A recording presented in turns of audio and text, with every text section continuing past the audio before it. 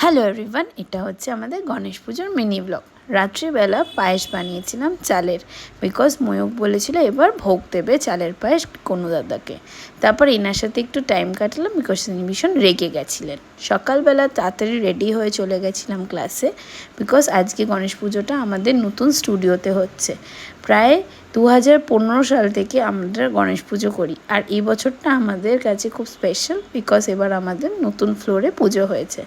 ইভিনিংয়ে আমাদের একটা ছোট্ট করে সাংস্কৃতিক অনুষ্ঠান ছিল, যেখানে সব স্টুডেন্টরা, স্যাররা সবাই মিলে পারফর্ম করেছে।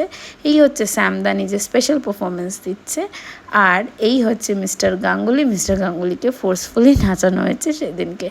বিকেলের এই সাংস্কৃতিক অনুষ্ঠানটা প্রতিটা স্টুডেন্ট ভীষণ মজা করেছে, বিকজ সারা দিন পুজোর পরে এরকম সন্ধ্যেবেলা যদি একটা ইভিনিং সেলিব্রেট করা যায়, খুব ভালো লাগে। আজকের দিনটা সত্যি খুব ভালো কেটেছিল, স্পেশাল কেটেছিল। চলো আজকে